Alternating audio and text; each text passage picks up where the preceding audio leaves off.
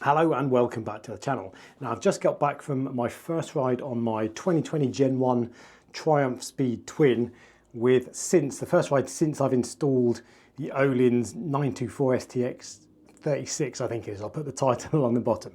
Basically my first ride since I've installed the new Öhlins shocks and I'm really impressed. But in this video, what I want to do is talk you through the install process and the difference it makes to the bikes. So firstly, the install process then. I had a crack at this myself and it's really easy and I would absolutely encourage you to do so yourself. I'll link a video in the description below. I think it's Dave's Man Cave, where the guy's done an install, not really a guide, but he shows you how it goes and it's really, really good. I did come across two problems. Firstly, I'm used to putting bikes up on paddock stands or ABBA stands. I've never used a bike jack before. You can do this actually just on the side stand, but it's much easier if you've got the bike off the ground, the rear wheel off the ground, not on a paddock stand. And I chose to buy a bike jack and jack it up. And actually I had issues first off getting the bike stable because I was putting the bike jack sideways, sorry, not sideways, because I was putting the bike jack front to back, it was really wobbly. And it took me a little bit of time to figure out the exact spot that I needed. And actually all you need to do is put it sideways so it's across the bike and have a small block of wood on so it only touches the part of the bike you want it to touch, whereas the bike jack I had touches too much and it touches parts that you don't want it to, so it ends up wonking. But once you get that right, actually that's really easy and it made a real difference being able to get the bike off the ground. The second issue I had, and this took ages to get resolved, was one of the bolts. Let me show you actually. So it's this bolt down here. It's a really easy job, this. There's literally, on either side, you've just got to undo this with an Allen key and then undo this bolt down here with a couple of spanners. And they are very, very easy, but the bottom bolt caused me a lot of problems. This bike had about 450 miles on it when I put this shock on, so it was pretty much a new bike, but there is thread locker on it, so it's a bit gripped on. And what I found with the bottom bolt there was that it was quite neatly locked in place. And it was really difficult to pull out. Actually, once you've got the nut off, there's nothing threaded to it. So you should in theory be able to pull it out, but this was going nowhere. And I needed to dab a bit of WD-40 on there to loosen it up. It took me about half an hour of messing around to realise that all I needed to do was put a bit of WD-40 on. As soon as I put the WD-40 on, it came off straight away. But until that point, I was fiddling around for absolutely ages trying to get it off. Same story on the other bolt. They were just locked on there. But apart from that, those were the only issues I had, and it really was easy. There are three things. The instruction manual it comes with a fitting guide.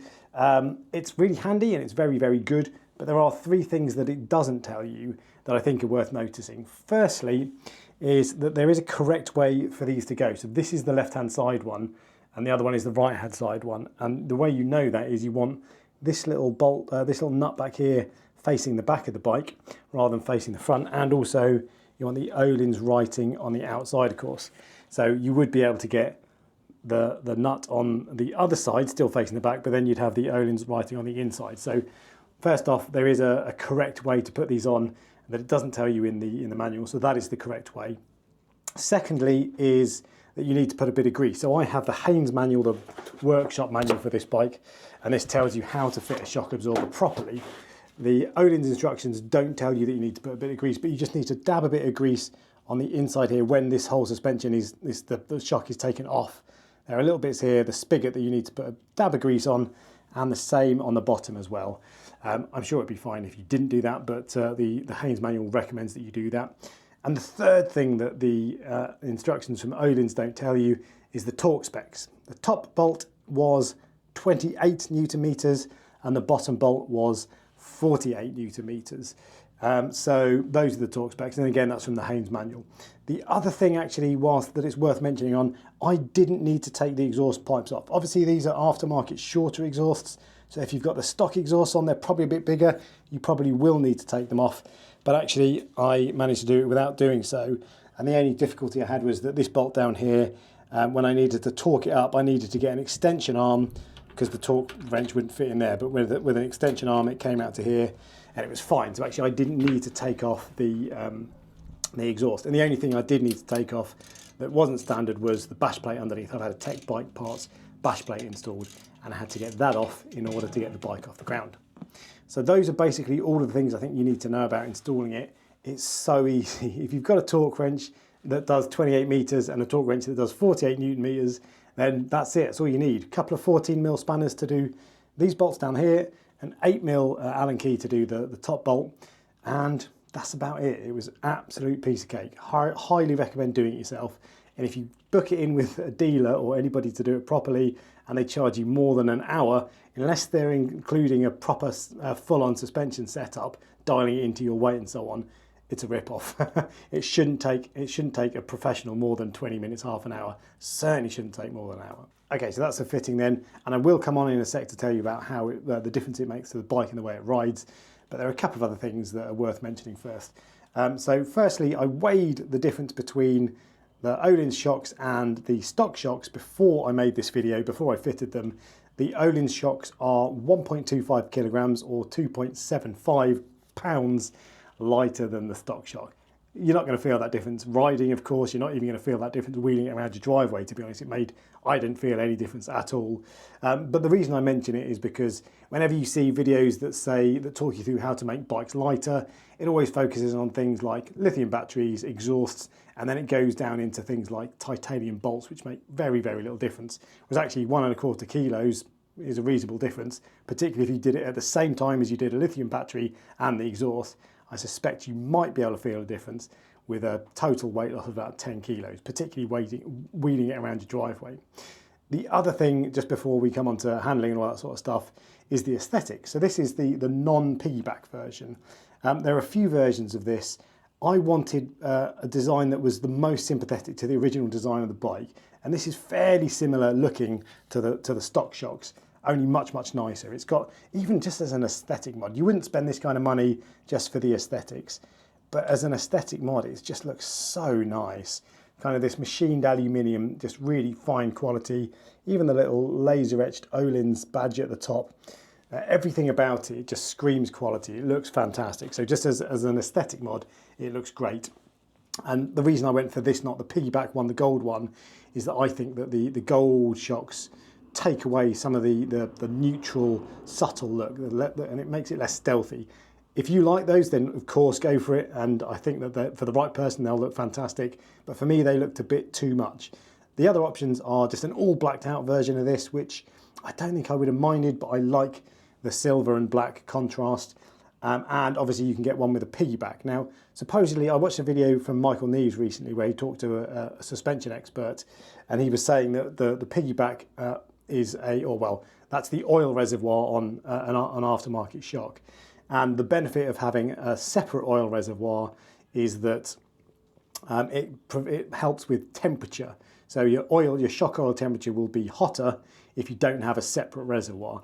And he said that that's particularly useful for racing around the track, because that's when the temperature of your oil really gets hotter. If I'm getting this wrong, if that's not correct, please do correct me in the comments.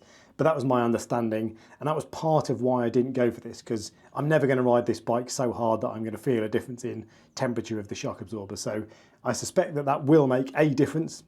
How much difference it makes, I don't know. But I personally also preferred the look of this, and it didn't hurt that it was a few £100 cheaper as well. Okay, so what about the big thing then? Handling and comfort. So this bike I've done about 500 miles on it. I did about 450 miles on the not on the stock shock, on the shock that it came with. The previous owner had fitted a Tech Bike Parks shock, so I've never ridden it with the stock shock. That shock was really crashy, and I just didn't like it. It was too stiff. And it wasn't even really that it was too stiff, it's just that it felt like it bottomed out any time you went over any kind of bump whatsoever. So I can't tell you the difference between this and the stock shock, but man, the improvement this has made is just night and day. It's so good. I'm not a particularly sophisticated rider when it comes to things like suspension. I've had a bike before, I had a Gen 1 MT10. People always used to complain about the stock shock and recommend you upgrade that. I upgraded that to a Nitron shock. I couldn't tell the difference at all. It felt exactly the same to me, and I had it dialed in by a suspension expert. Felt no difference. This though is so much better. So before, what I used to find was that it was a little bit stiff, but not so much so that you get really good feedback from the road. Like I know if you've ever had a bike with a really good stiff suspension, sporty suspension, you feel every tiny little bump, absolutely every, so you're constantly getting this feeling of what's underneath you and how the road is, which is fantastic if you want to know how much grip you've got, if you're on a track or whatever.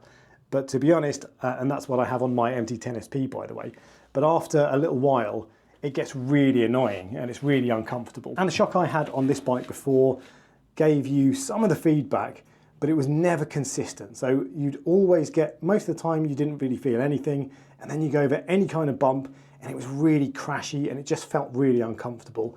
I used to dread when I could see a pothole coming up. I used to dread riding it, basically. I really didn't like the suspension on this. It was awful, frankly. This has just completely changed it though. First off, comfort is massively improved. You still get the feedback, so you can still feel what the road is doing underneath you, but it's not the annoying MT10 kind of real sporty suspension. You just kind of feel it without it causing you any discomfort. You know it's there, so that's really good. It makes you feel confident, more confident when you're riding, going around corners and that sort of stuff. But it's not uncomfortable, it's not bumpy. And when you do go over potholes or bumps in the road, there's no crashiness whatsoever. Of course you still feel it, and I haven't actually had this dialed in yet, of course. Of course you still feel a pothole when you go over it, but it doesn't feel like it's going to snap your back in half anymore.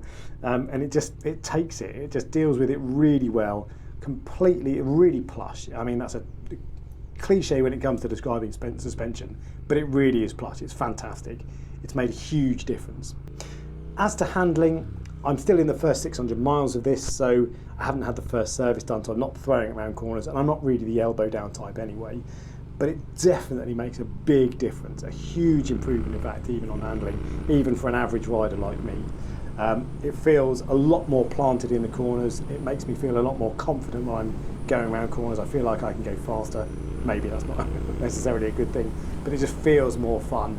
And another suspension cliche, feels like it's on rails. It really does handle really well. And just the rear shocks alone, I will still get the front suspension done, and I think that will make a difference. But now the front suspension, whilst it does feel worse, it's fine. I could live with that, to be honest with you. The rear shock is just changing that has made the world of difference. It handles better. It looks much better. It looks amazing. I love it. It weighs a little bit less and it's so much more comfortable. But your handling, really, really good. It has definitely made a difference and a noticeable. Not one of those differences that's like, oh, I think it's made a difference and it's cost me almost £1,000, so I'm going to tell people it's made a difference.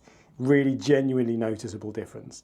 And I think even if you're an average rider like me, you'll still notice it. And if you're a really sophisticated rider, I'm sure you'll notice it even more. Now, if you want to know how I get on with this long term, of course, make sure you subscribe on your way to the like button, because I will come back and make a longer term video when I've had it for a few hundred miles, 1,000 miles, a few months, whatever. And I'll also at the same time do a report back on the Nitron cartridge kit that I'm getting installed, and I'll tell you the difference that makes. And of course, if you've got any questions or if there's anything I've missed, let me know in the comments section below. And until next time, ride safe.